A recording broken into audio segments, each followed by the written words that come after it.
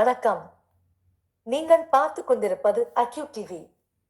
இன்று நாம் பார்க்க போவது மகர ராசிக்காரர்களுக்கான 2026 சித்திரை மாத பலன். மாத தொடக்கத்தில் 4ஆம் வீட்டில் சூரியன் இருப்பதால் குடும்பத்தில் சிறிய பதட்டம் காணப்படலாம். ஆனால் சித்திரை 7க்கு பிறகு சுக்கிரன் 5ஆம் வீட்டிற்கு செல்லுவதால் குடும்பத்தில் அமைதி படிப்படியாக அதிகரிக்கும்.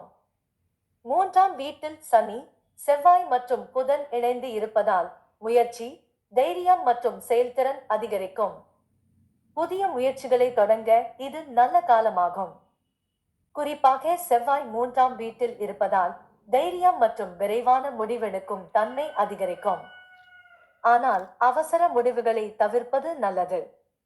சித்திரை 27க்கு பிறகு செவ்வாய் 4ஆம் வீட்டிற்கு செல்லுவதால் வீட்டில் சிறிய மனக்கசப்பு, கோபம் அல்லது மன அழுத்தம் அதிகரிக்க வாய்ப்பு உள்ளது.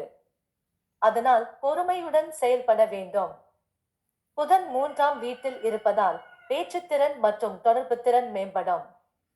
எழுத்து, ஊடகம் மற்றும் தொடர்பு சார்ந்த துறைகளில் முன்னேற்றம் கிடைக்கும். சித்திரை 10க்கு பிறகு புதன் 4ஆம் வீட்டுக்கு செல்லுவதால் வீட்டில் ஆலோசனைகள், பேச்சுவார்த்தைகள் அதிகரிக்கும். வீடு அல்லது வாகனம் தொடர்பான முடிவுகளை எடுக்க வாய்ப்பு உள்ளது.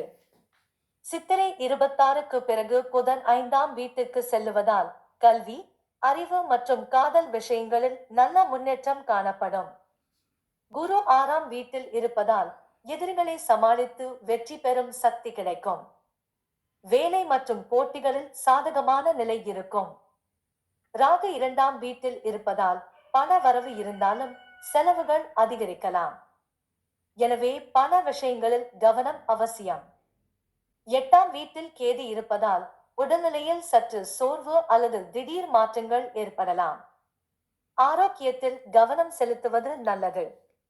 பரிகாரம்: வியாழக்கிழமை குரு வழிபாடு செய்யவும், சனிக்கிழமை எள் தீபம் ஏற்றவும். துர்க்கை அம்மன் வழிபாடு சிறந்த பலன் தரும். இந்த சித்திரை மாதம் மகர ராசிக்காரர்களுக்கு முயற்சி மற்றும் தைரியம் மூலம் முன்னேற்றம் கிடைக்கும் மாதமாக இருக்கும்.